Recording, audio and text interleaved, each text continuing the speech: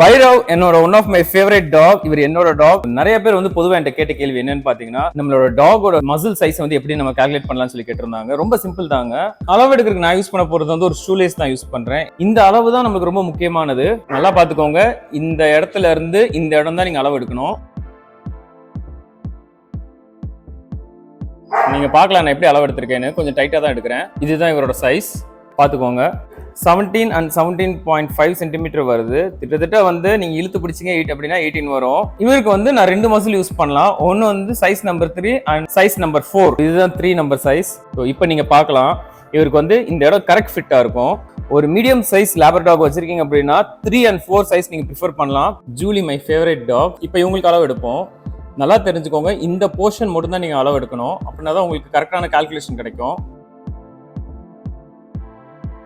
Okay, இவங்களோட size வந்து 13 and 13.5 வருது. ஸோ இவங்களுக்கு வந்து நான் 2 சைஸ் யூஸ் பண்ணலாம். Size number 1 and size number 2. Number 1 போட்டிங்கன்னா கரெக்ட் ஃபிட்டாக இருக்கும். நம்பர் 2 போட்டிங்கன்னா அவங்களுக்கு கொஞ்சம் லூஸாக இருக்கும். உங்களுக்கு உங்கள் டாக்கு என்ன சைஸ் மசில் தேவையாக இருக்கோ நீடாக இருக்கோ அது வாங்க. அது 0, 1, 2, 3, 4, 5, 6 வரைக்கும் இருக்கு. இதுதான் இந்த இடத்துல தான் நீங்கள் அளவு எடுக்கணும். இங்கே கிடையாது.